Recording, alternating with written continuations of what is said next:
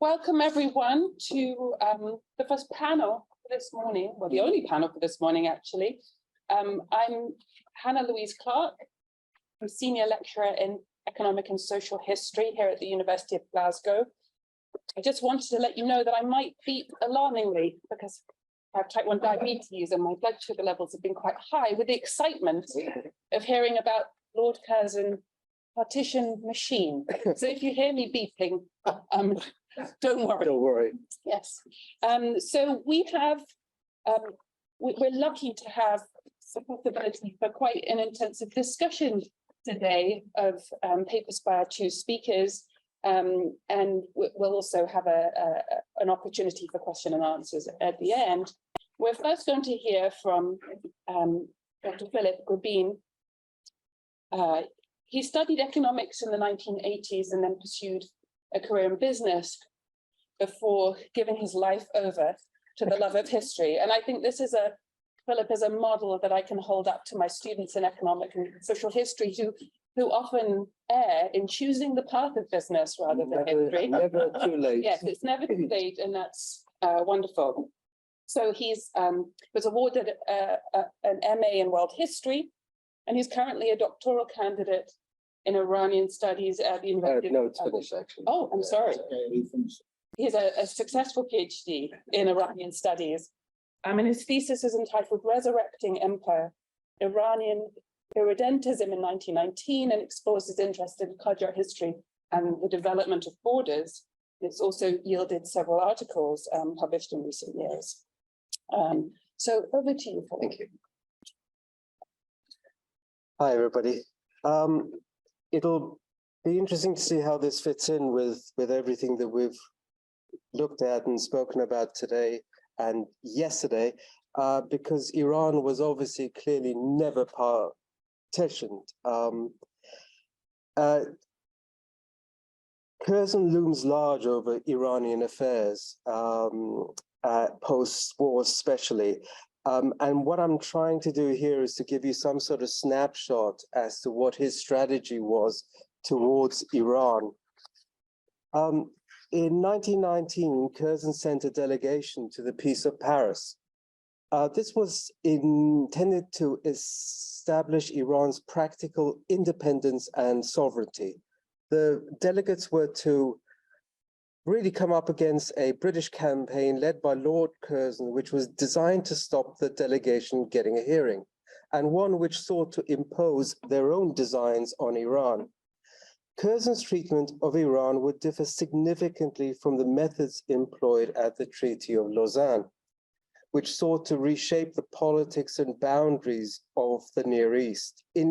Instead, removed from the glare of publicity and multiple negotiations, Curzon set out to determine Iran's political and territorial future, quietly, secretively, and shielded from interference of her wartime allies. Iran was Britain's backyard, and Curzon did intend to keep it that way.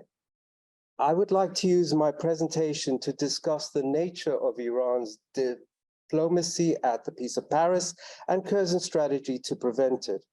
I will then discuss the essence of the Anglo-Persian agreement and how it was antithetical to Iran's political needs. So we really need a bit of context really to start off with. Iran came out of the war very badly. Though neutral, its territory had been used as a battleground for the Allies and Central Powers. Civilians suffered caught in the conflict and the numerous epidemics.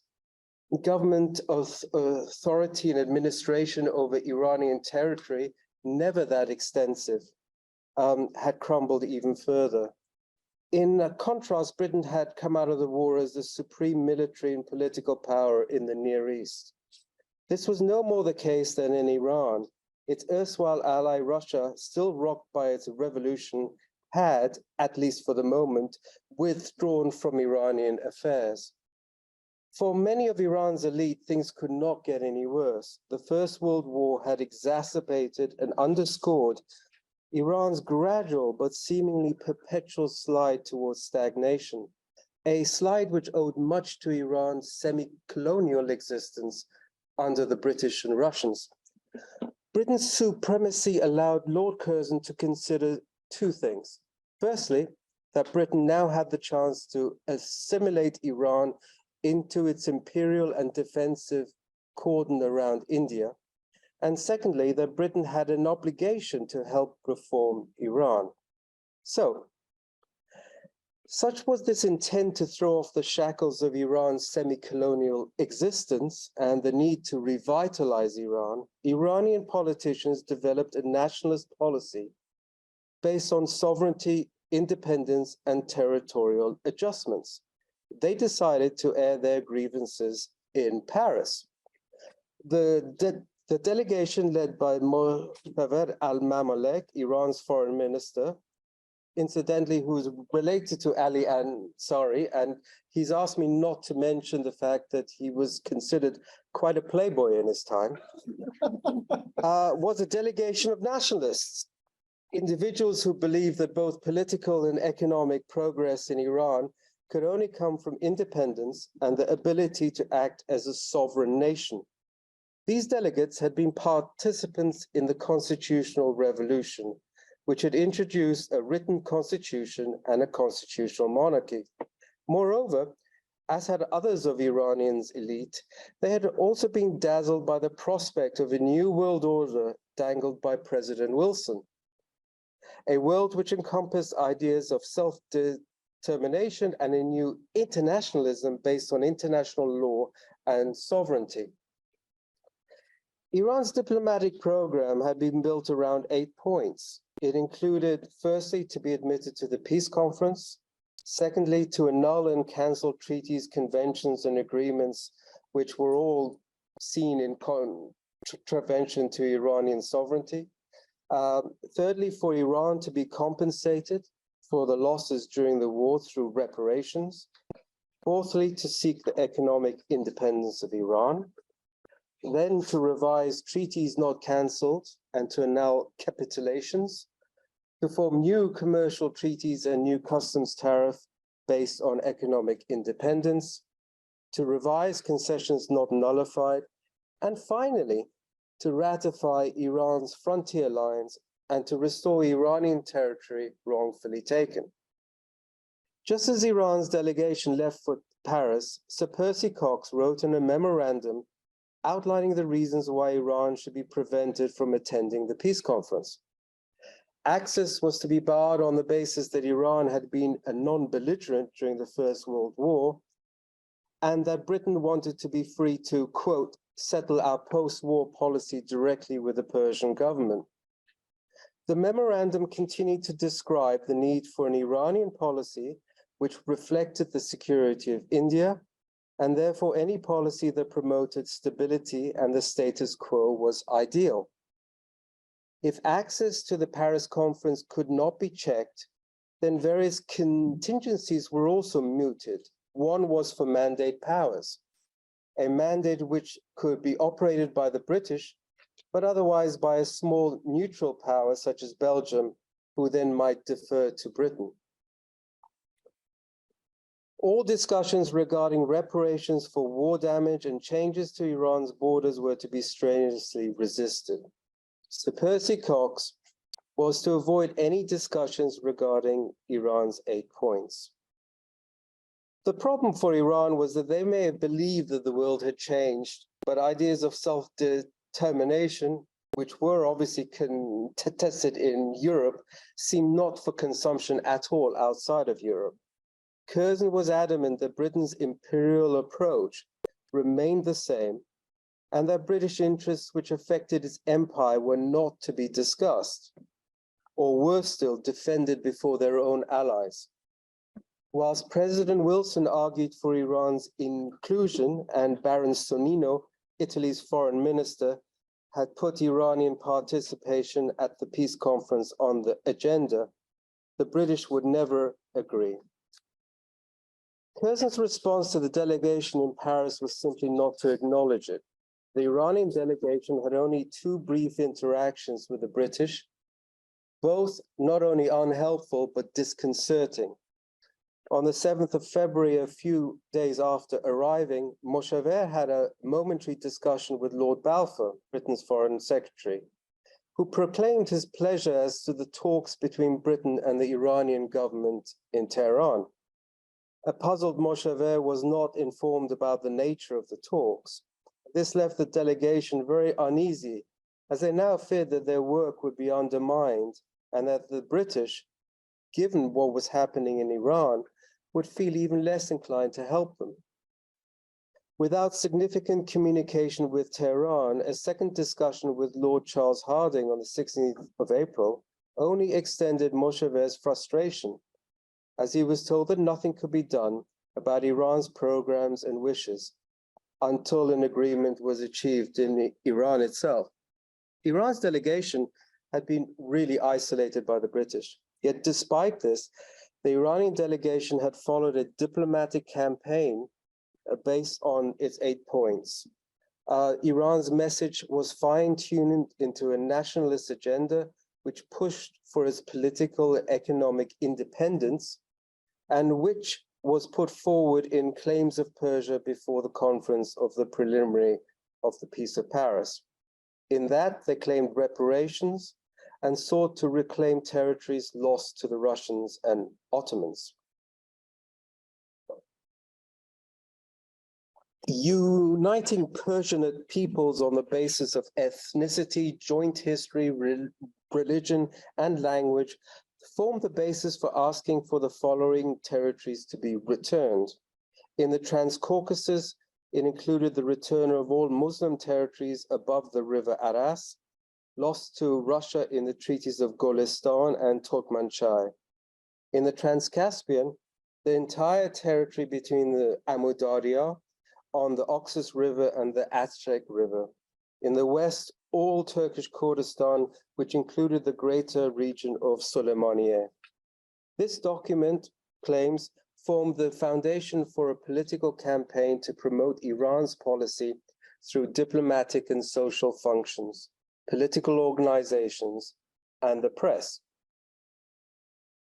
Curzon was not happy with the idea of an Iranian mandate, but he nevertheless believed that Iranians had showed themselves incapable of reforming their own country.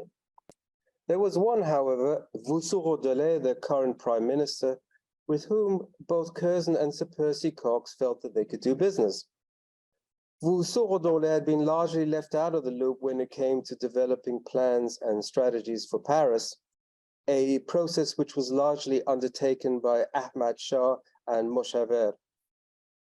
Vussough was a man disliked by his peers. He was nevertheless an able and erudite man who had developed ideas for Iran's regeneration, which were a bit more in line with that of Curzon's. He was not, as his legacy of an Iranian traitor suggests, less of a nationalist than those prepared to go to Paris. He too had supported the constitutional revolution. He simply believed that true independence, true Iranian independence, could only come as a result of modernization. To be independent, one had to have the wherewithal to be independent. He also believed that Iranians' eggs might as well all be put into the British basket. They knew Iran and they were all for practical purposes there. With such an Iranian interlocutor, Curzon set out through Percy Cox to negotiate what was to become the Anglo-Persian Agreement, an agreement in which Britain was to get involved as never before in the administrative and economic regeneration of Iran. Curzon was to propose a long-awaited plan to deal once and for all with the Persian question. Half-baked proposals and ideas were to be substituted by a complete program. It was to be nothing less than a triumph for Curzon himself to drag a much maligned Iran, which was merely basking in its glorious past, kicking and screaming into a semblance of modernity. The template for the agreement was nevertheless based on a mandate and relied on the mechanics of British rule in Egypt. It was to give Britain unfettered access in managing the administration, security, and economy of Iran. It called for, and sorry, here's another list for you, a reiteration of the British undertaking to, quote, respect absolutely the independence and integrity of Iran, to supply expert advisors to the government of Iran, to supply military advisors and equipment necessary for the formation of a uniform force for the establishment and preservation of order in the country and on its frontiers, to agree a loan agreement to finance these reforms, to get British cooperation to extend trade and Anglo-Persian enterprise, both by means of railway construction and other forms of transport, which were presumably roads, to set up a committee to examine and revise the existing customs tariff. The triumvirate, led by Vusugh-Dole, and which included Nosrat-Dole and Saram-Dole, had also asked for other issues to be part of that agreement, which had formed part of Iran's wishes at the peace conference. These were the repatriation of territory and reparations. Instead, these issues were downgraded to a secret letter in which Britain would merely, quote, cooperate with the Persian government with a view to the realization of the following desiderata. The British would help with, one, the revision of treaties in force between Britain and Iran, two, the claim of Iran to compensation for material damage suffered at the hands of other belligerents. Belligerents, by the way, not including the British, of course. The rectification of the frontier of Iran at points where it is agreed upon by both parties to be justifiable. In fact, even the triumvirate had only really intended Britain to help with Iran's reform, but they had also expected that their independence and sovereignty and other wishes at the peace conference would be respected. Curzon did not see it that way. Percy Cox, whose memorandums on the implementation of the Anglo-Persian agreement was replete with mimicking actions in Egypt and of a mandate, certainly did not see it that way. With selective placements of British officials throughout Iran's administration, British control would be considerable. In fact, they would also control the new Iranian army. Curzon had followed a process of denying Iran access to the peace conference. At the same time, he had negotiated an agreement with Britain, with Iran, in secret. Once the Anglo-Persian agreement was announced, Iran's delegation in Paris had become obsolete, and the diplomatic rug had been firmly tugged from under their feet. But the announcement also caused an international uproar, which left Curzon perplexed. The overriding criticism from the Americans and French was that Iran's independence had been usurped.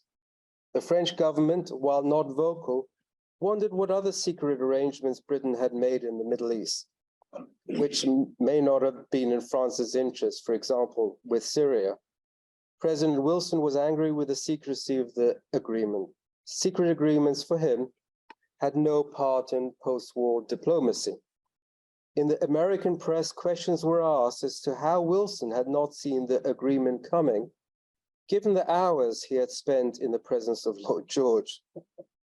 The press in France and America went much further and condemned the agreement as a violation of Iran's independence and, quote, the establishment of a British Persia. Other articles questioned the usefulness of the League of Nations when Britain seemingly ran roughshod over several of its foundational cores. In Paris, the Iranian delegates began to react. Moshaver now began briefing against his own government and queried how Article 10 of the League of Nations, which respected the territorial integrity and existing political independence of all members of the League, could be adopted without change, as Britain had defied its most important principle in Persia's case. In fact, Iran was one of the first members of the League of Nations. In Iran, the agreement also came under criticism, which Vusugh-Dole did his utmost to counter. He ran a campaign in Iran's press explaining the rationale behind the agreement and the logic of seeking British help. Yet, as the days passed, opposition, if anything, hardened. The agreement had the unusual effect of uniting members of parliament across diverse political groups, the religious community, policemen, and members of the Cossack regiment. In time, Vussourou-Dolay would resort in jailing and banishing some of his more vocal critics. Nevertheless, the agreement, though not ratified by Iran's parliament, was already being put into action.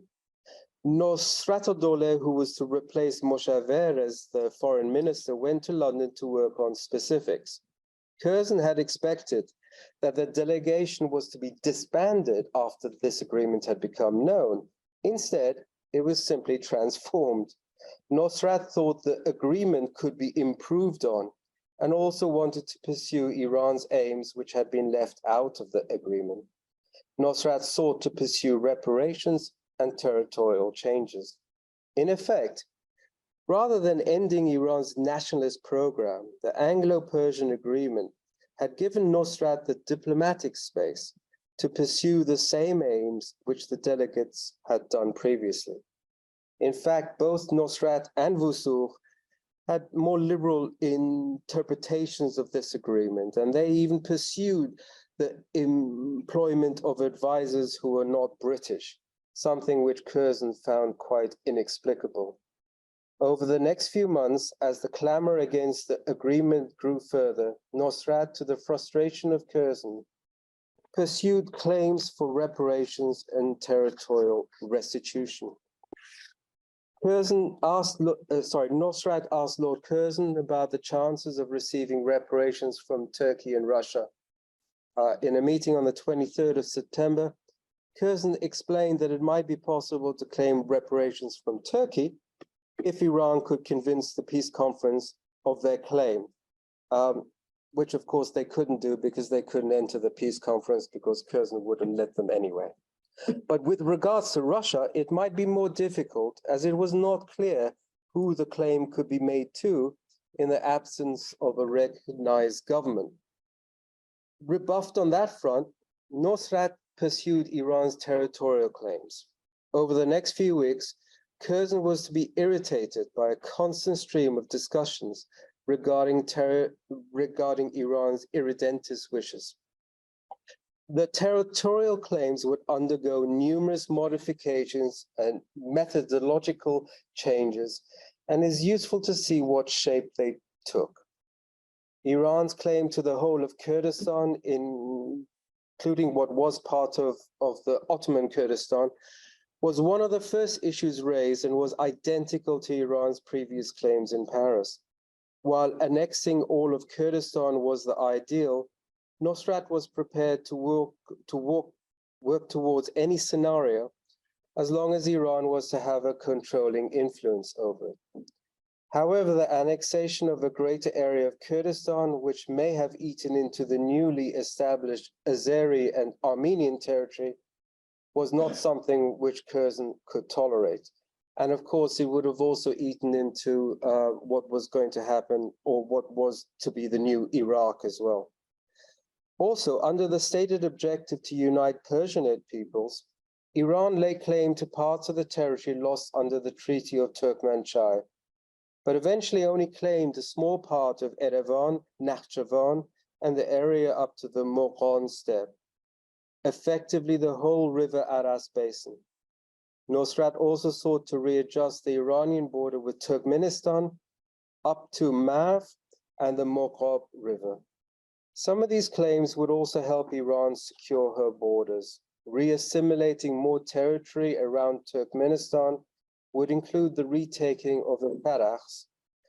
The Sarakhs was a strategically important region which had been partially taken over by the Russians. It was in the middle of a plain that cut through the mountain range, allowing Russia easy access to Mashhad in Khorasan and indeed to Herat in Afghanistan. Even Curzon had been concerned with the ease in which Russia could invade Iran and Afghanistan and therefore threaten India. Some, such as the claim of a tongue of land on the western border, presumed to be the territory of Zohab, was meant to aid the movement of nomadic tribes, who of course had no wish to abide by border conventions. The area of Zohab had security implications as well, however, because it was a plain which cut through the Zagros Mountains, and would have assisted any invasion from a Western army. Shortly afterwards, Nusrat also added another objective, which was to reincorporate certain groups who were not able to form their own independent states, and which had historical and ethnic similarities to the Iranian people. One advocated an independent Azerbaijan linked politically and economically with Iran. Curzon seemed less than impressed by these requests and expected them to be looked upon unfavorably by the British government, i.e. him. Claims based on ethnicity, previous ownership, nomadic practices, and any security and military considerations were to fall on deaf ears. Curzon felt simply that all the Iranian proposals were, quote, quite unreasonable, even those which had security implications. Reasonably, Curzon realized that, however minor the territorial claims, British troops would be needed to achieve success, as Iran lacked the military might to defend new territory. Less reasonably, Curzon questioned how a country which had professed neutrality during the war could then seek a wide extension of its territory as a reward for its inaction. He also argued that any chance of success had been wrecked by the original claims in Paris, ignoring the secret letter attached to the Anglo-Persian agreement. While many of Iran's claims were unrealistic and problematic, Curzon had failed to grasp the importance for Iran and the Anglo-Persian agreement to show some success from the relationship between Iran and Britain. But Curzon had no time for optics. He had earlier seen no advantage to agreeing to Iran taking over Russian naval vessels in the Caspian and to once again fly the Iranian flag. Just as Curzon had denigrated the delegates' nationalist plans in Paris, he also did not seem to understand the importance of satisfying the growing national polity in Iran. In the meantime, as Nusrat had fought for issues of sovereignty and territoriality to be addressed, Wusukh was running a losing battle in Tehran, and the Anglo-Persian agreement had become moribund. It was now very unlikely to be ratified by a newly constituted Iranian parliament.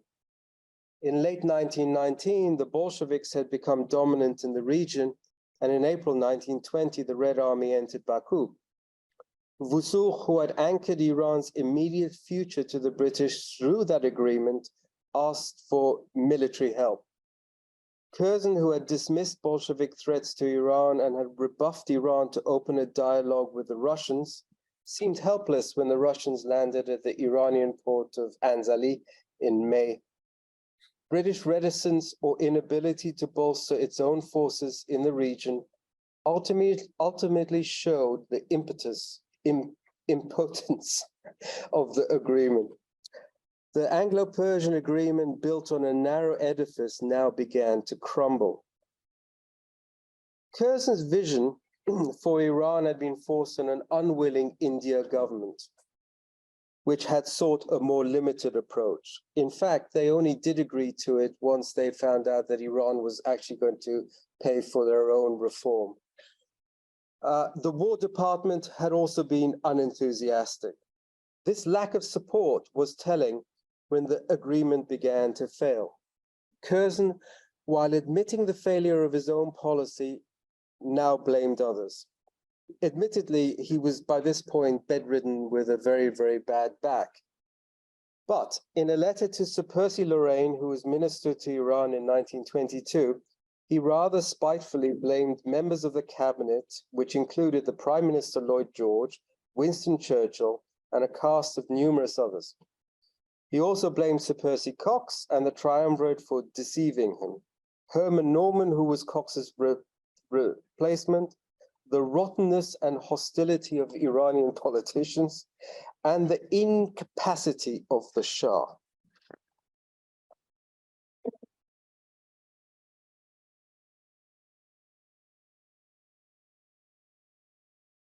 So, in conclusion, what can we say about British plans for Iran? Curzon had sought to keep Iran within Britain's imperial orbit. Any future and possible threat from Iran to British security interests would be reduced by keeping Iran small, dampening down on its irredentism, and reforming Iran on imperial models like that of Egypt. The problem was that Curzon, who had built his Iranian expertise on a few months in the country over 20 years previously, had not understood Iran's social and political development.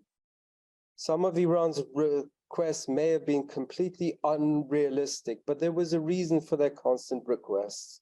The Iranians clearly understood the importance of gaining some success on the international scene, but Curzon did not. He showed a fundamental misunderstanding of the political needs of Iran. In a matter of years, the growth of Iranian nationalism has set Iran on a path of an Iranian solution to the reform of the country, a solution which would see the demise of the Qajar dynasty and the eventual rise of Reza Khan. What was to become the Pahlavi dynasty renounced irredentism in return for secure borders and a reforming agenda through a modern yet dictatorial rule. The Anglo-Persian Agreement could have been the high watermark for British influence in Iran. Instead, it was the beginning of the decline of British influence in Iranian politics and affairs. Thank you.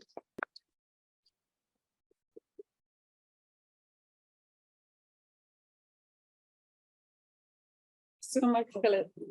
We're going to move now to our second and final speaker, Dr. Conor Mulvagh. Conor is Associate Professor in Modern Irish History at the University of College Dublin and has special responsibility for the decade of the centenaries, which sounds like a special and heavy responsibility. The decade of centenaries from 2013 to 2023. His research centers primarily on British and Irish political history from the 1870s to the 1920s.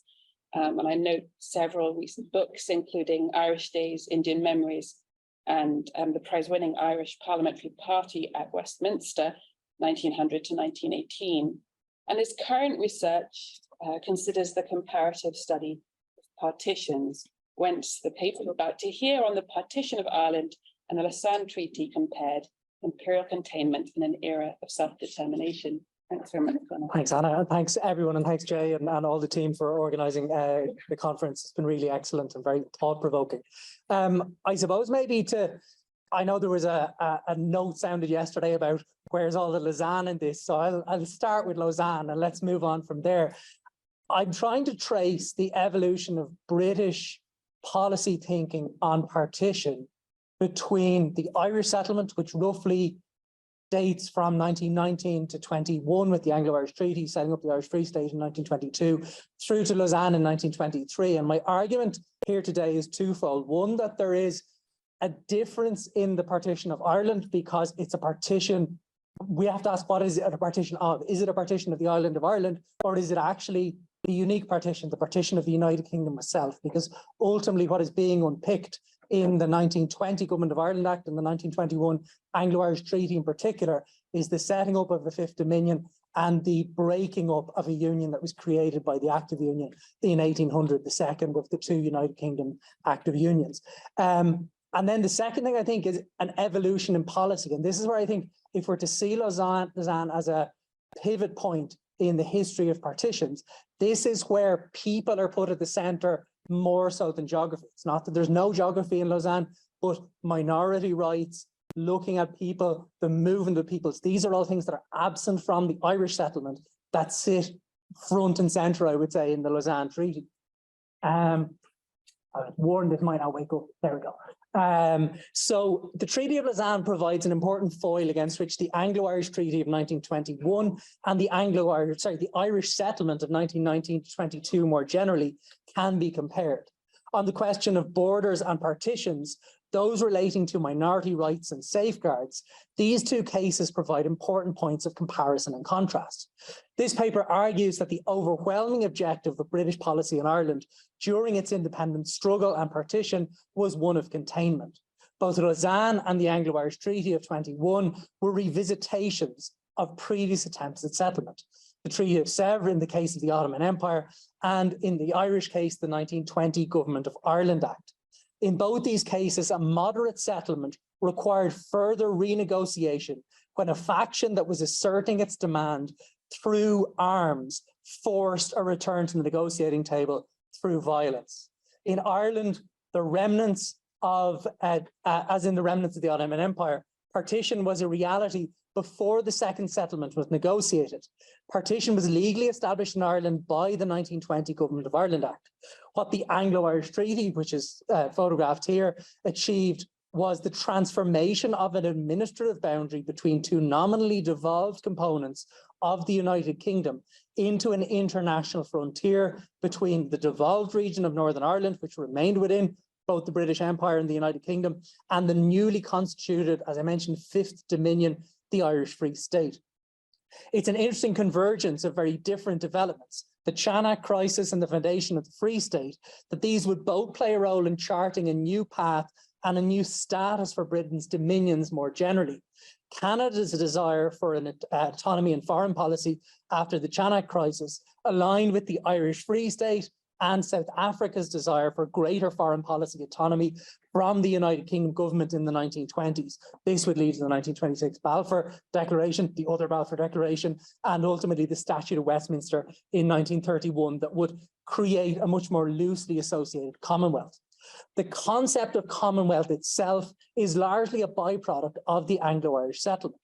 Ireland and Turkey proved to be two of the key causes for the collapse of Lloyd George's career in politics and of his coalition government in 1922. Thus, Lausanne marked a new era of conservative statecraft and geopolitics and a new set of personalities, or at least partially new, from those who had negotiated the Anglo-Irish peace treaty between July and December of 1921.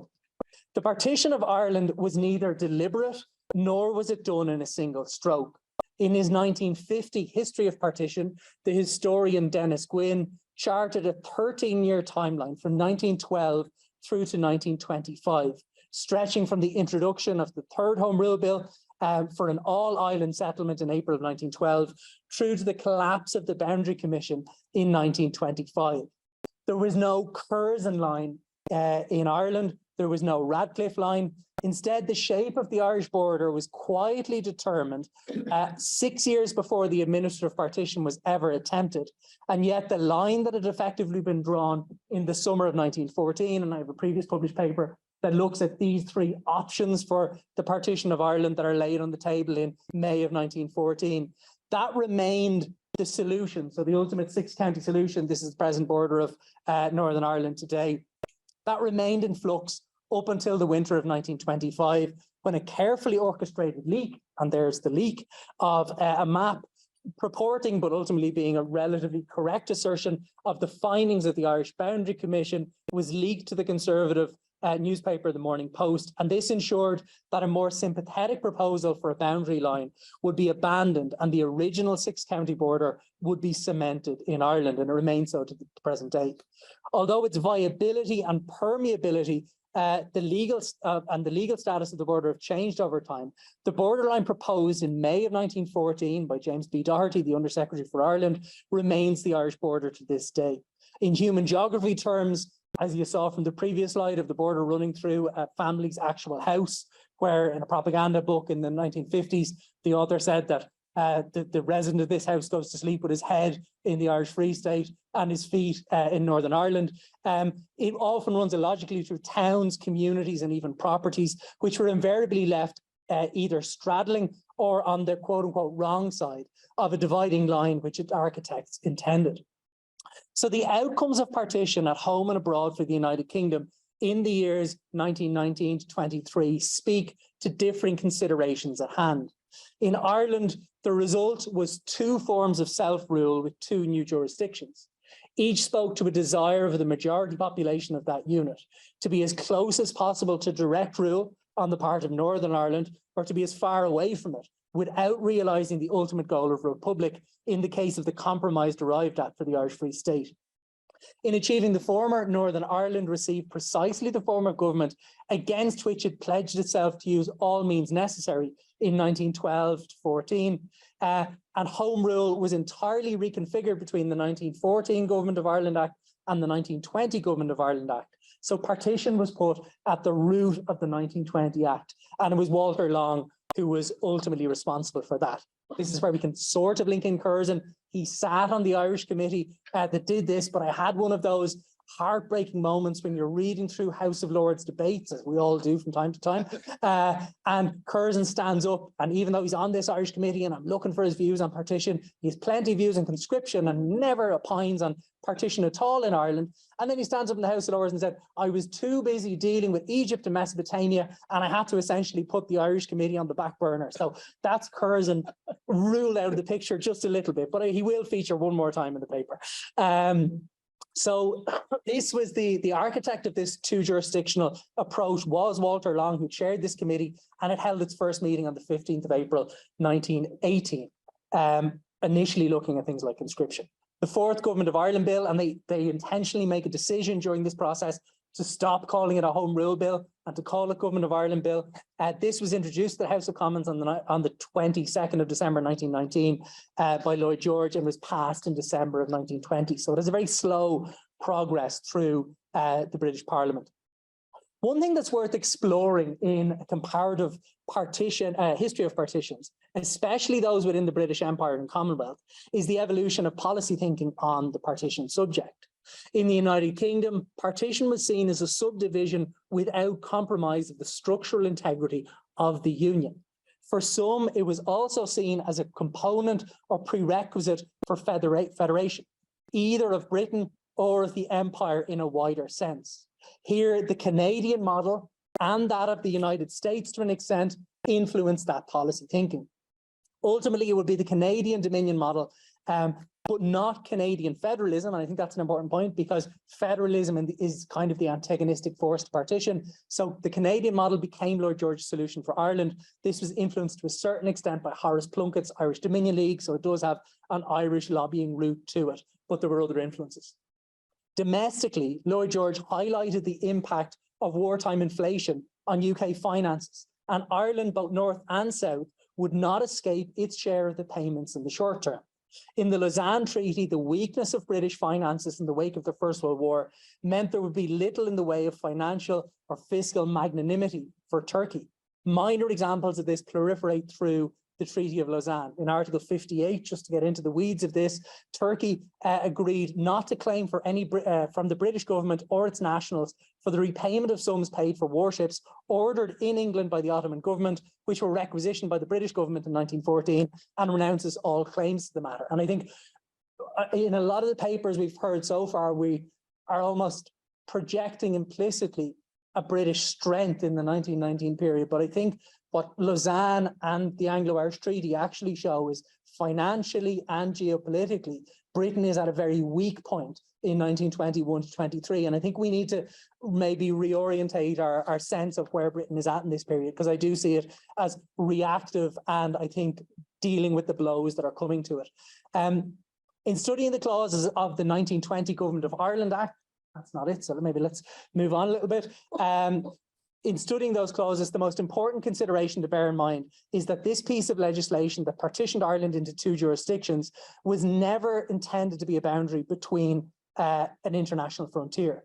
The partition of Ireland in the 1920 Act was designed purely in administrative and jurisdictional terms, not quite as seamless as strolling from Camden to Islington, but precisely as smooth as moving from England to Wales or to Scotland today. Different police forces, different local taxation structures, different regional parliaments, but no border infrastructure, checks, or state interventions. So I think that's a really important distinction as to how the Irish border was conceived of. Two elements of the Treaty of Lausanne chime a dissonant note with the Anglo-Irish Treaty when it comes to the subject of territory and partitions. In the Treaty of Lausanne, extensive provision is made for population exchange under Article 142 and other clauses within it. In Ireland, despite the fact that individuals and communities were uprooted, notably that sectarian violence in Belfast resulted in 498 deaths between 1920 and 22. So this is a violent partition, and I think that's something that's underappreciated or underrepresented. And the displacement of thousands of refugees south, as well as looking at the 1926 census in the south, which shows an absence of Protestants. And until that actual granular census data is released in 3 years' time, we won't really have a firm handle of that. So population exchange occurs in Ireland, but there's no provision for it in either the Government of Ireland Act or the Anglo-Irish Treaty. There's nothing in terms of the codification of citizenship for those whose nationality did not align with the jurisdiction in which they found themselves, as was done in Lausanne. So this is where I argue that the fundamental shift in policy thinking is that all these things are catered for and outlined in very real and concrete terms in Lausanne, whereas they're just absent from the document of the 1921 treaty.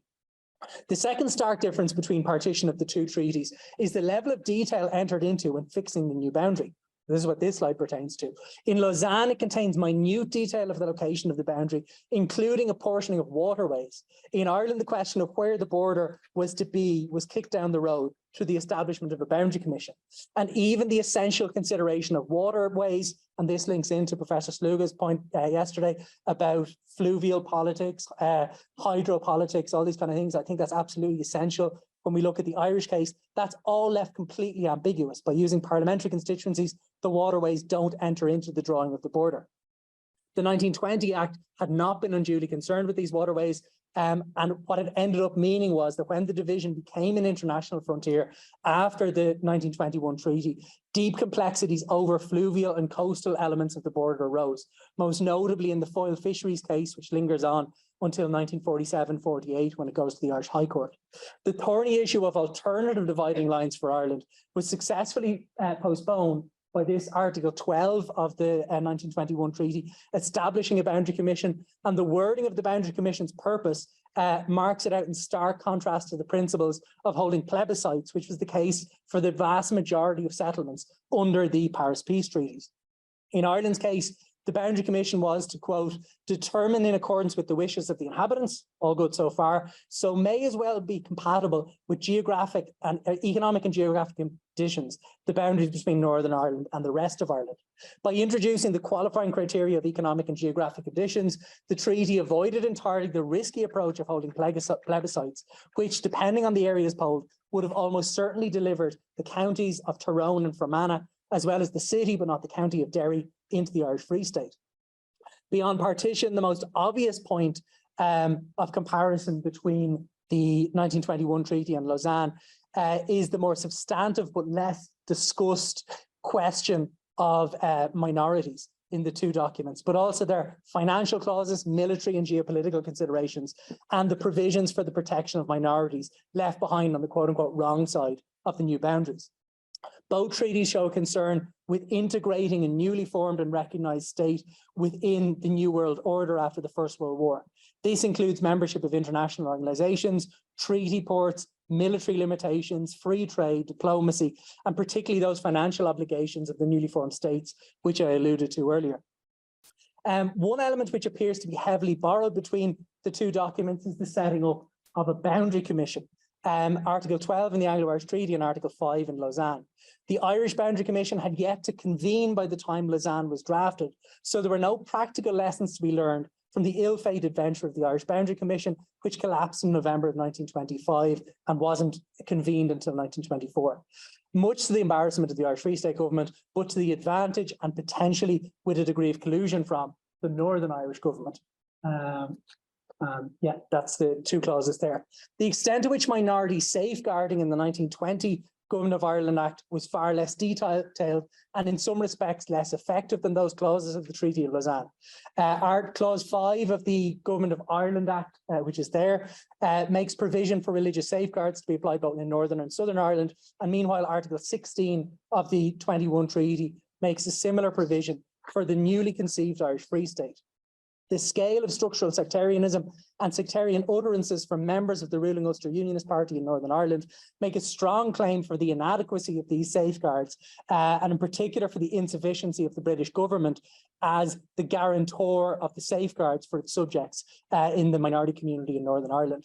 It's interesting in the Lausanne Treaty, and just to go back to that slide, they use terms like umpire, sub-arbitaire, sur-arbitaire in the French clause here, and they want an umpire to be chosen from among European lawyers. And I think another contrast between the two documents is there is no court of appeal, there's no international arbiter in the Anglo-Irish Treaty. And again, this is about containment.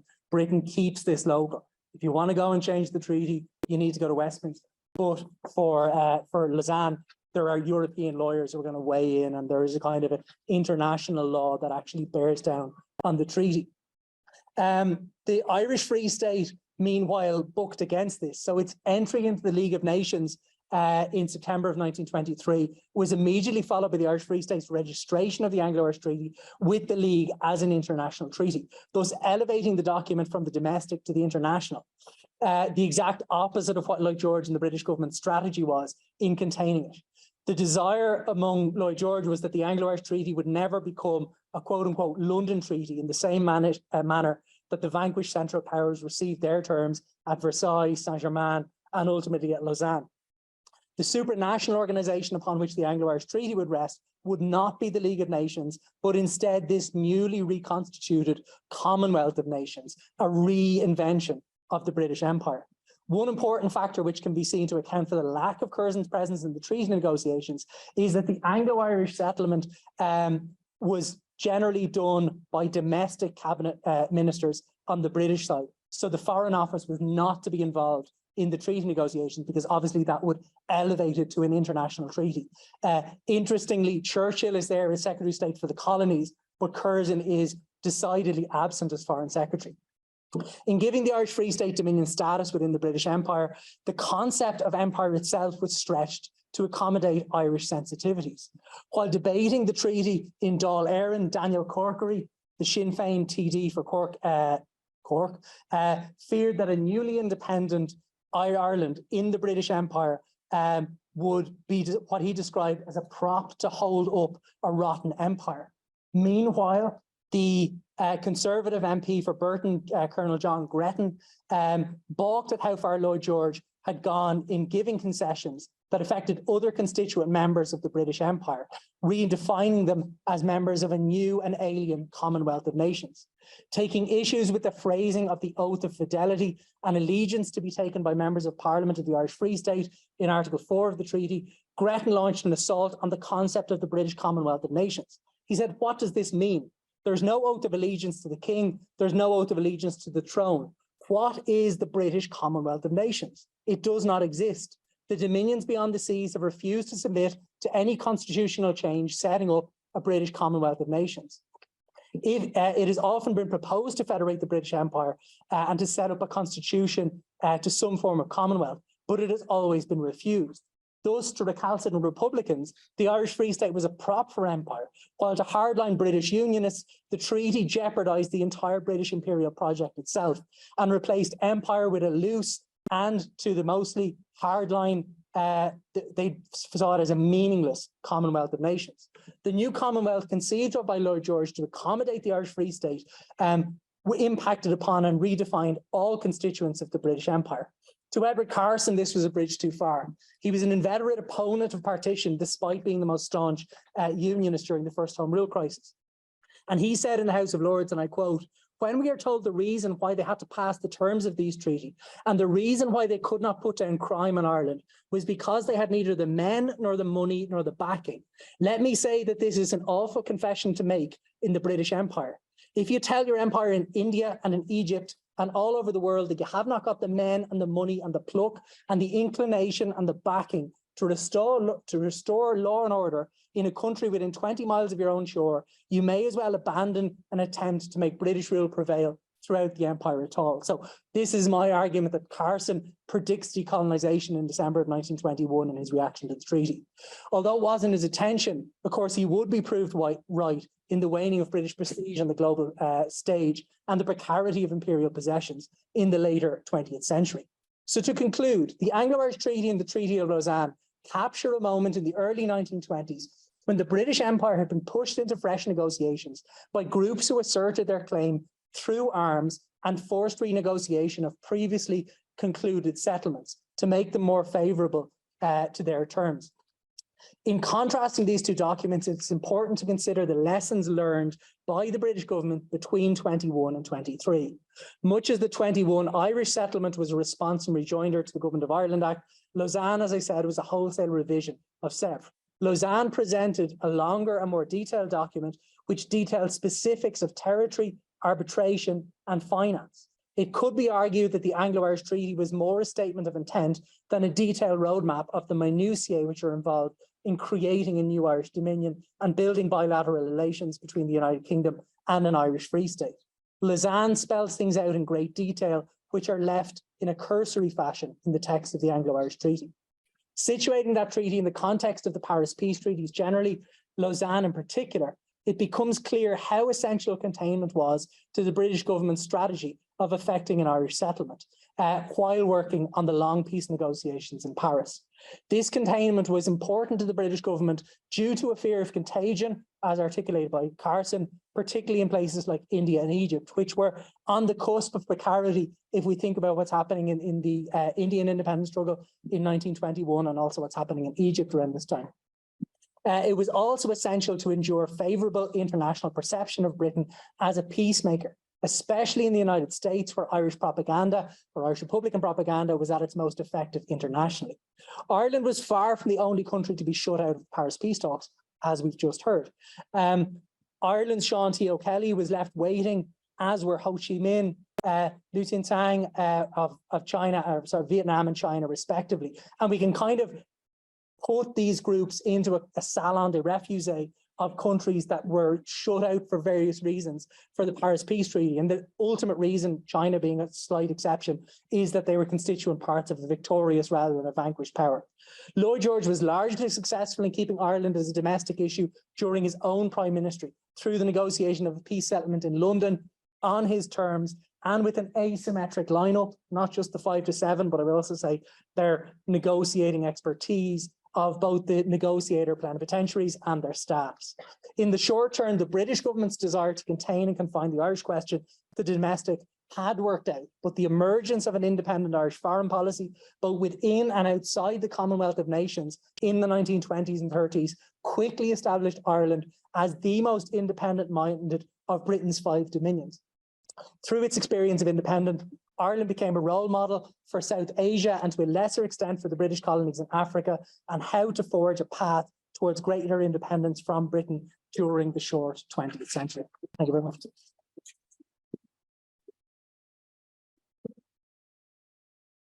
Thank you both, Philip and Conor. We now have Discussant, Professor Ansari from the who's allowed to speak. You don't have to get up and down like me. Good, good. And I'll be taking a note of anyone who, if you want to make a sign to me, if you have a question, I can pull this so that we have an opportunity to question and answers to.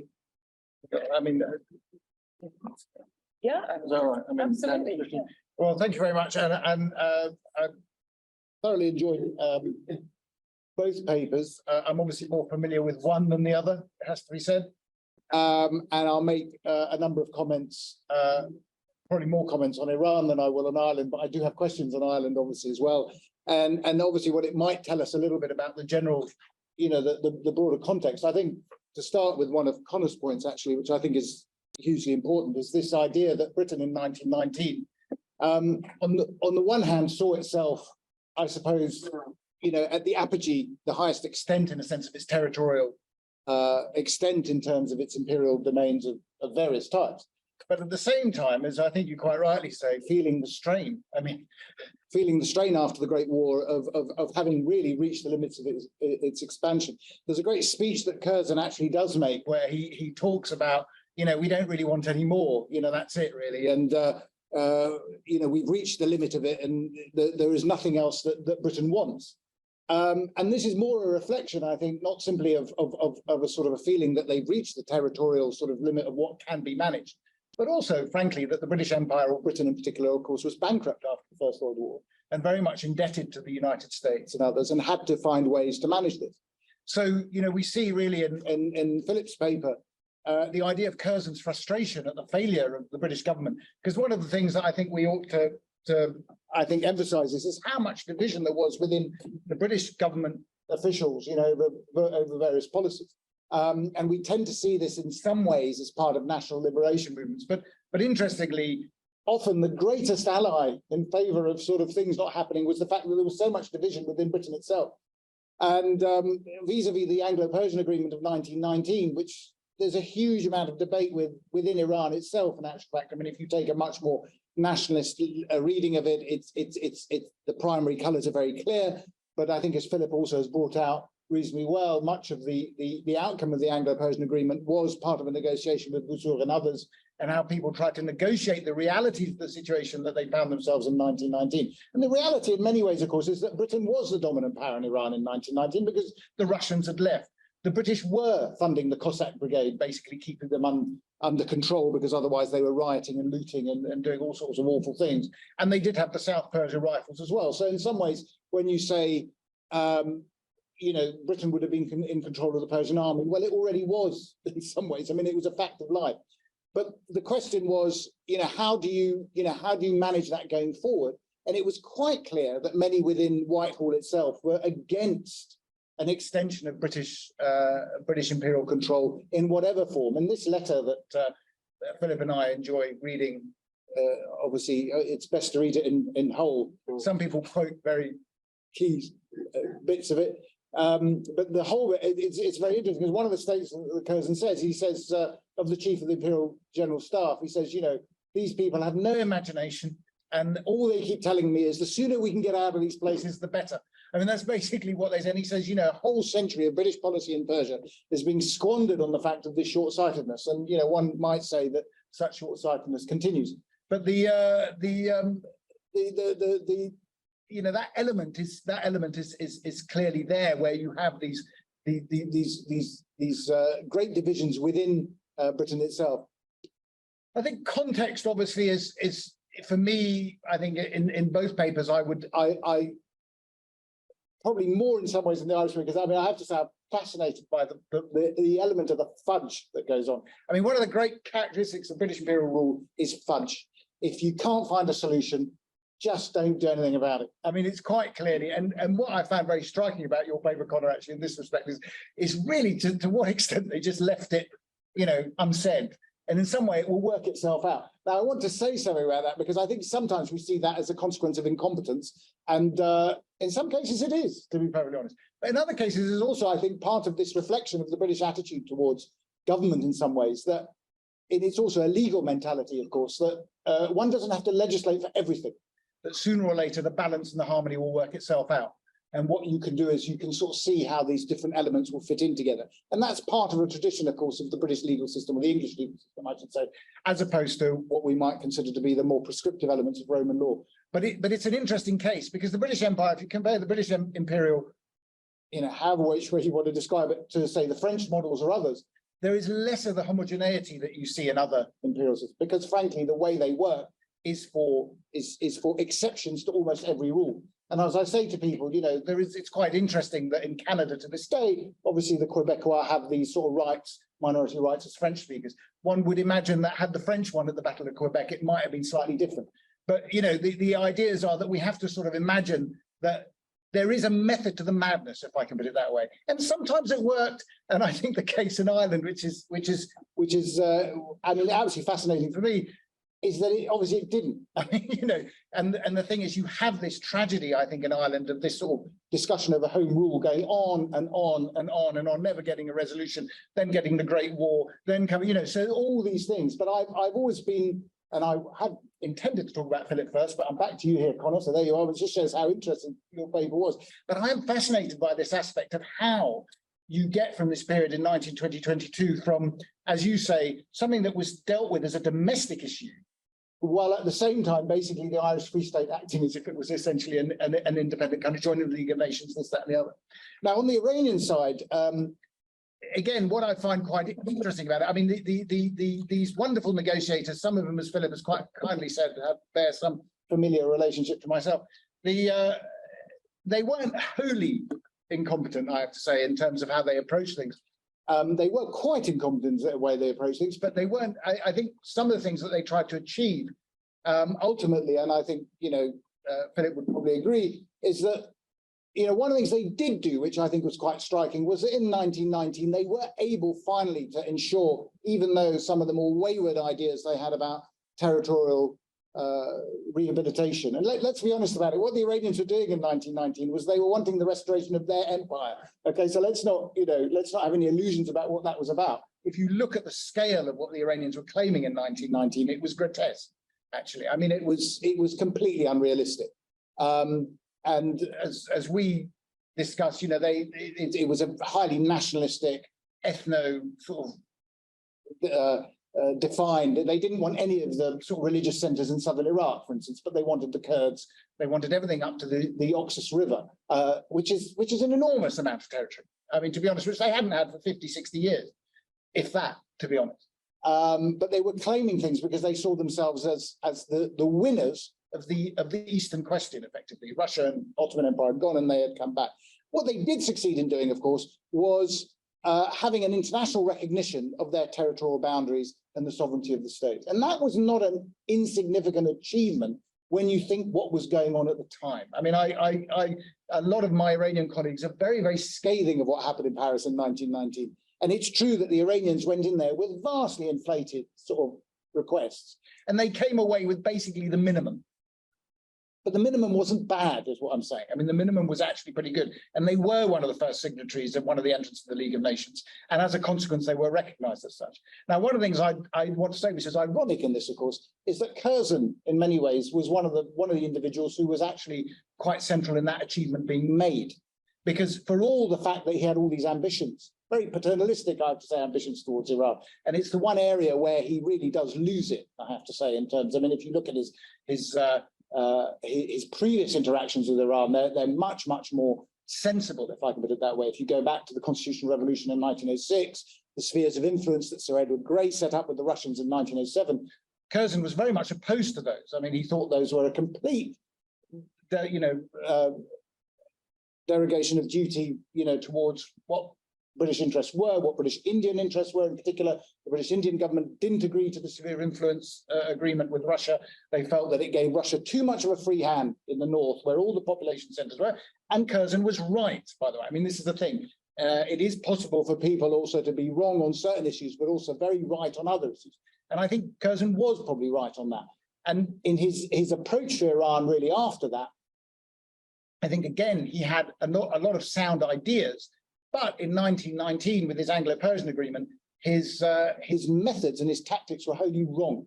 And this is where he made mistakes. So one of the people that comes back to him, of course, as we've discussed, is that Sir Edward Grey, Lord Grey of Falodun at the time, says that had Curzon, rather than made it a secret agreement, decided to take it to the League of Nations and had it approved by the League of Nations, they might have got the agreement through. In actual fact, it was the secrecy that was going on that was that caused the outrage. But within Iran as well, by the way, I mean, one of the things we don't probably talk about too much because it contradicts the nationalist narrative, was the level of the bribes that were requested by Iranian politicians to get the whole thing through.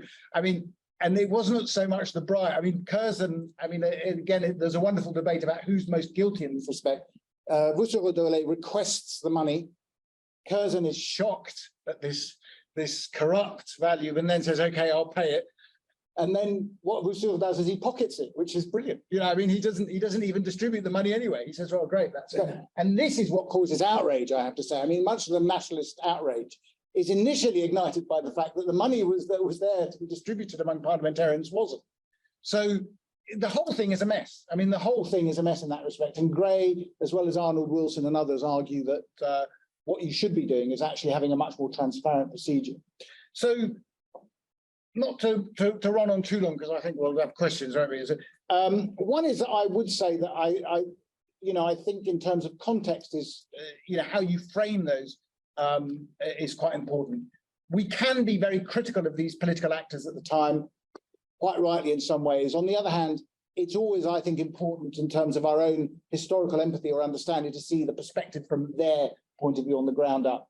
And from the ground up, both in Ireland and Iran, obviously, you see a sort of a legacy and an inheritance, which is so complex in some ways and so messy that at times, you can see why they reach some of the conclusions they do. They may not be the right conclusions, but you can see it.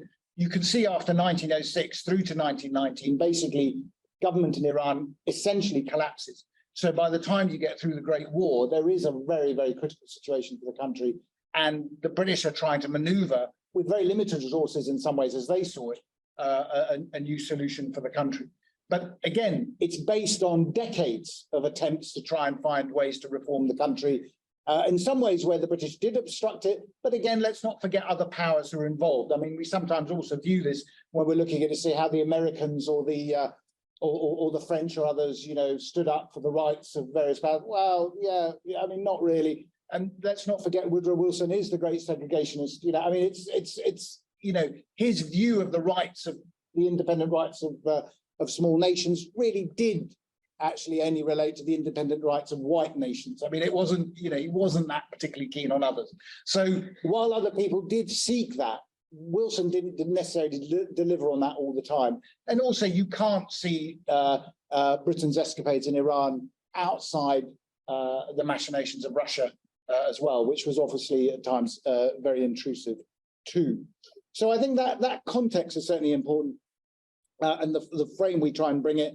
I think in terms of Curzon himself, I think he's interesting. I mean, I think Curzon, as Connor said, he doesn't really make an appearance. And I love the fact that he gets over in the House of Lords and says, well, frankly, I'm too busy on other things. Because that's another thing that we need to bear in mind. These people had a lot of things on their plate and often weren't particularly interested, although I suspect he was told not to have an interest in Ireland because it's a domestic affair, which again, I find,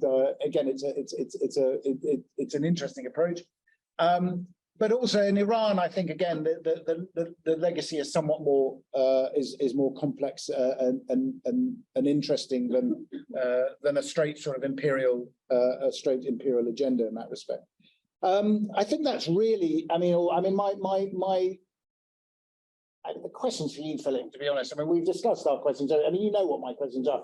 I mean, apart from the fact that obviously Moshe al-Mamalek was a fantastic negotiator, and I don't think he was a playboy at all, actually. I don't know where that came from. But he was seen as pro-Russian, which obviously makes him very anti-British, which is true. He was seen as pro everything at some point. He was pro, yes, he was. I mean, one has to admit that they did have a certain fluidity in their loyalties. Mm. But what I suppose what fascinates me that is the case study you put out, Connor, of Ireland and how Ireland fits into that. Because I think also one of the things that we could discuss, people is actually how the British conceived of empire. Because it is, it's not, there's certainly not one size fits all, is it? I mean, it's a very, very, and how Lloyd George, who I have to say, I think potentially made a complete mess of the Middle East and had to be rescued in some ways by Curzon. But here he has this sort of extraordinary fudge in terms of what he wanted to do to Turkey. So, I mean, Lloyd George hated the Turks in a way that was quite violent. And had Curzon not intervened, basically, to say these borders are unsustainable if you have them in this way, and if we have Italians here and French people, it's going to be a disaster. I just find that whole the dynamic in Ireland is, as you say, I think quite rightly, I mean, a wonderful case study of both the British way in doing things or not doing things, as the case may be, by the way, but also the attitude in terms of how people approached the imperial project and whether, this Commonwealth ideal, the Dominions, how the Dominions fit into this structure. I mean, I've always been fascinated about when the Dominions themselves start to take seats in these international bodies. When do they stop being? And of course, the debate with India, of course, is why India wanted the Dominion status, what that would have meant. And had they, one of the big criticisms, of course, of British policy is it's always a bit late. As someone always said to me, the British always see the writing on the wall once they've walked into it. So it's a bit, it was a bit, this sort of attitude that it was a bit late. Had they achieved home rule in 1913 or 1914, would it have made a difference? I mean, who knows? I don't know the answer to that. But had they achieved it a little bit earlier, had they made different arrangements in Iran, had they encouraged reform in Iran in the 1880s rather than waiting, had they taken the opportunity in the constitutional revolution, as Curzon had wanted, to actually be much more supportive of the constitutional movement. Anyway, questions I throw out. This is the joy of being a discussant. I don't have to make any sense whatsoever. I can just throw my questions out. So I hope that gives us a little bit of food for thought. Not for you so much, because we've discussed it far too much. Thank you. Thank you. So we do yet have about 12 minutes, and I'm aware that we may have colleagues joining us online as well who may have asked questions. So excellent. Well, why don't we, because us people in the physical world have been dominating the space. So let's take the online question, and then I hope there'll be others as well. I cannot see it, so couldn't somebody read it out? Philip, do I understand the Iranian delegation represented only the nationalists? If so, do you believe a balanced delegation would have been acceptable to you? The answer to that is no, because that's all that was left in Iran, to be honest. I think they were all nationalists. I think it's also quite interesting to understand that Iran wasn't the only country that was actually there. The Kurds were there, Armenians were there, the Azeris were there, and even the Assyrians managed to get a delegation to go there. And Assyria really probably didn't exist for 2,000 years. So, I mean, I don't think it would have made any difference. The fact that they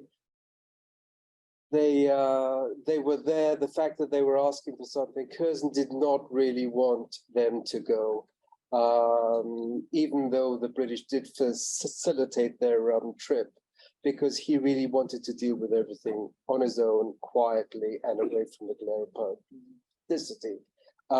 I think not only with Iran, but if you track how the British were operating, they did not really want any of their imperial affairs to be discussed in front of the French or the Americans, or even those Italians over there. So no is the short answer, really. I have a question. It's so fascinating. And I wondered, there was one phrase you said, federalism is the, I wouldn't say the antithesis of partition, but it's something like that. I wonder if you could talk a bit more about that. I find that really interesting, because we don't often think about, it's true, there's this vote for federalism through the 20th century, but how often does it come up as an alternative? And secondly, you know, in these boundary commissions, are there differences? Is there a norm about who composes them in the Irish and the Lausanne cases, or are they different? You know, what's going on with that? Because the inquiry is clear in 1919, mixed, but I'm wondering what happens in the other. So maybe to answer the boundary commission one first, because it's fairly straightforward. They're both three-person groups, a representative of the Greek side and the Turkish side in case, because there are multiple boundary commissions. An appointee of the government, so they can appoint whoever they want. In the Irish case, similarly, it's an appointee for Northern Ireland appointed by the Northern Irish government and the Southern government. The term for the third individual in the Irish case is a chair or a chairman. In the Lausanne case, it's a president. Small, minor semantic difference. The person they choose for the chair of the Irish one is Richard Feetham, who's a South African jurist and is seen as being very even-handed. And the use of South African boers as kind of independent arbiters that the Irish will respect. Because remember, the Irish nationalists were deeply pro-Boer during the Boer War. So the South Africans, so Smuts, in trying to get the Irish to the negotiation table, and then Feetham in the boundary commission are used as a kind of a lawyers. He's a judge. He's a South African judge. So they're internal to the Commonwealth or the empires, I guess, as it still is. But they are, let's say, they're not English, so it's not bringing an English jurist in to do it. The key thing is Northern Ireland refuses to appoint a boundary commissioner, so they have one appointed for them. But the person they have appointed, J.R. Fisher, is a deeply unionist pressman. He's a newspaper journalist who works for the Northern Whig, and he's the guy who's leaking stuff out of the boundary commission. So Owen McNeill, the Irish Southern representative, is scrupulous. He doesn't tell his cabinet colleagues anything. And that's why they're shocked when the Boundary Commission report is leaked, because it's literally the first that the Cabinet have heard about it, even though a Cabinet member is sitting on the Boundary Commission. Whereas J.R. Fisher, and in a BBC documentary I was working on last year, 2 years ago, we looked at kind of tracing the leaks, and Ophelia Byrne, who's the producer of that, found an amazing document where she was essentially able to see the machinations that were happening in the Northern Irish Cabinet about what would happen if this was leaked, if a resignation was forced. So that's the strange composition of Boundary Commissions, but 3-person composition, representative of each, and then an international arbiter. To come to your other question of federation partition, so the term I used was antagonistic, like muscles, that, you know, they're policy tools in your geostrategic box. You can either partition something or you can federate it. And elsewhere, I've suggested that there are kind of 6 really important points in the later history of the British Empire and Commonwealth. So starting with Canada, with the British North America Act in 1857. Let's see if we can do all these. Australia in 1900 is another federation. Then you have the Union of South Africa in 1909. So that's 3 federations in a row. And then you have the partition of Ireland. We now have to ask the question, as of this morning's keynote, do we have a partition of Palestine? What is Palestine? And I'm ruminating over that more, but I would argue that 1936 is something, you know, so it's in the partitionist sphere. And then obviously you have the partition of India, which is the partition. You know, it's unapologetically and clearly partition. In the context of the federation. Yeah, of 2 federations, I suppose, that are happening simultaneously, and yeah, you know, all of the kinds of questions, Bangladesh that come up later and things like that. So, but in the creation of partitions, the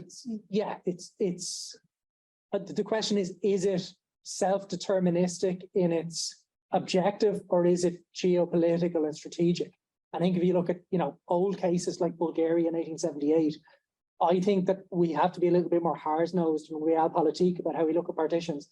They're really being done to create buffer states or to maintain control of extractive resources or industries. So Katanga in the case of the Congo, Biafra, as you raised in your paper yesterday, Ulster in terms of its industries, these are all being done to partition and carve out either natural resources or industrial heartlands. Alsace-Lorraine is another example that I think we should discuss.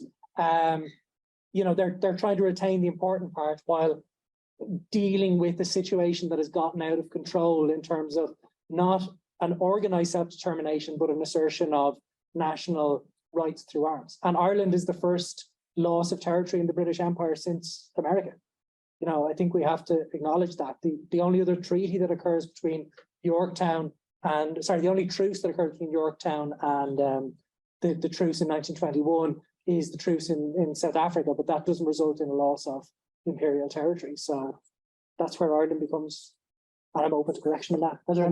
Can I just follow on that, actually, because Curzon did a speech, and following that, I think there's a book, a small little book called Frontiers, where he actually discusses how frontiers come about, how they should come about, etc., etc.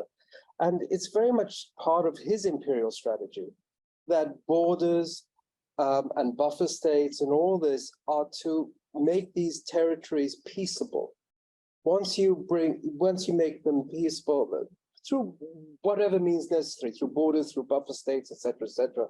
And once you institute a border, you bring it at administration, peace follows, and that all enables British trade.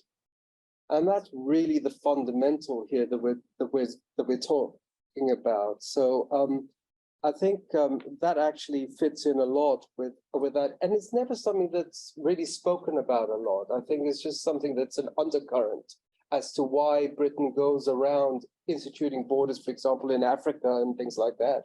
And it's partially because of that, because anything, as far as they're concerned, if you stop the tribes uprising and things like that, if you split them up, if you compartmentalize them, if you produce buffer states, produce borders, then you can control them. If you can control them, then they're going to be at peace, and then you can trade through them. We have 3 minutes and 3 questions in the room, and he's abusing his height on this dais to ask his question. Well, and then we'll. I'd be really sorry, but one of the things I just wanted to say, I mean, in response to both of you, one is, of course, that in 1923, the British did not separate Khuzestan from Iran. And actually supported Reza Khan's state. So I mean what I'm saying is that it's not a hard and fast rule. So Conor, I just want to ask you, I mean, if there hadn't been a very strong Protestant support for the United Kingdom, would that partition have would it have occurred? I mean, in a sense, what you were saying was almost that the British deliberately wanted to keep the industrial hub, but could they have kept that had there not been a strong indigenous desire? It's a little chicken and egg. It's a really good question to ask. If you go back to like Protestantism and the origin of capitalism, the argument among the Ulster Unionists in the Lagan Valley is that if they weren't there, Belfast would still be a backwater. So it's a little chicken and egg, and that's not to be glib in my answer to that. I think one thing that maybe we do need to think about is the agency of the people within the territories we're looking at who actually want to be partitioned, whether it's the Muslim League, whether it's Ulster Unionists. You know, there are groups that clearly want special treatment, segregation, subdivision of territory. And I think we're looking at this as a top-down thing from the British. There are lobbies that are going to Westminster, going to Paris places, and they're the ones that make it hard, either through assertion in arms or a political lobby, to make partition happen now. So a question over there, please. Thank you both for some papers and good comments. Sorry as well. So comment for Conor, question for Philip. For Conor, really appreciate you bringing Lausanne into our discussion. And also, in a way, you showed how I couldn't help but see the parallels between the Irish and Afghans at this time. They're sort of, intentionally or not, the Irish and the Afghans are like the western and eastern flanks of the Lausanne, of the Turkish border. These are all happening at the same time, 1919 to 1922, 23. And in a way, this is sort of a 1919 to 1923 moment. Extended, so much is happening, including manifestation of British weakness. We're so used to seeing the all-powerful empire, the all-powerful Roman, the all-powerful British, and you're really flipping on its head. Appreciated that. Philip, appreciated the agency that you showed of Iranian diplomats. You know, they pledged, even if they're not our favorite, Iranian states and perhaps in the pleasure is not the most popular. However, I couldn't help but wonder with Curzon's attempt to keep the Iranians out under the claim that, oh, you were neutral, so you can get to participate. It just seems such an outlandish claim, given how much Iran suffered during the war. Yes, it's formally neutral, but had any other, I mean, if that's what neutrality looks like, Well, it's actually, almost as deadly, yeah. and it's occupied by British and Russian forces. So Well, it was- why wasn't that challenged more strongly? Well, it was actually challenged by certain people on the left in Europe. The whole business about neutrality is interesting because Britain did actually think about asking the Iranians to join them, but they realized that really that they couldn't help that much, so they decided not to. The issue about neutrality is that it depends. You see, Belgium wasn't given anything either, and they were neutral during the war, and they were, you know, so I think it was just a safe way of just saying, listen, this is a nice way of just keeping these people out. Strictly speaking, I have not actually come across another country outside of Europe that suffered as much as Iran did. And certainly it had support, but it had support on the left, really. There were some books written about it and various other things, but it never really got any traction at all. So before we wrap up, I am going to ask a very small question because I see that our colleagues are unpacking the lunch now, so I'm not holding you from your lunch. I just had a very small question about semantics for Conor, actually. And I loved how you put the text of the articles side by side. And the context of my question is that I know that Curzon in his writings writes about different civilizational groups, those who are, dominions possessing responsible government versus other kinds of groups, like say the government in India. And so historians have looked at how ideas of sovereignty and international sovereignty are raised. And thinking of Wilson, Jack, and Jacob also writes about how they're gendered. So when you just you put those two texts side by side, and we had the surarbiteur, but also the umpire. Yes. My mind started thinking umpires, are we talking about cricket here? Nearly, yeah. Who plays cricket, and then who's good at cricket? Yeah. And what happens if you're using these kind of analogies with games? What happens if people decide they're actually playing a different game entirely? But it was interesting. I just curious about, does that language of games and fair play and gentlemen, does that appear anywhere else, or is it just a stray? Because if we're thinking about law and determining laws, that implies there's a shared text that we could all go to. But if it's rules of a game, then they're written down, but they also there are implicit understandings. So I was just curious about that one word and whether it is reflected in other documents or it's just it's the anomaly is why I pointed it out. And I think it speaks to two things. I genuinely think, although it'd be very hard to prove, that this is the change from the coalition government of 1922 to a conservative government of 1923. And whoever's writing this is having an Etonian sense of this. It would be seductive to say this goes back to the great game and that once we start looking east, suddenly it becomes this language of sport. But I genuinely don't think that if you threw the word umpire into the Anglo-Irish Treaty, it would not fly. Like neither side of the Irish settlement would have tolerated that kind of language. So the two things I was trying to point out there, one is the umpire, but the second is that you're going to need a European lawyer to deal with this. It's deeply infantilizing. It's saying you need a grown up in the room to actually tell you're right here, and that person's going to be an umpire. And that's why I had to bring the French text in, because I was like, okay, do they use a French term? If they don't, it's a surarbiteur. So it's an over arbiter, which nuances the phrase a little bit more. And I checked out, it's not the word for a French referee, and I forget the word for a French referee now, but it's not a surarbiteur. So it's not necessarily entirely sporting, but I do think it's still a really noteworthy use of a term that otherwise I haven't found anywhere. And I don't know any experts of the Paris Peace Treaties, know of any other umpires, chef de keep that start dropping into things, but I don't think they're there. Yeah. Great, thank you so much. Well, thank you all for your attention and for your wonderful papers. German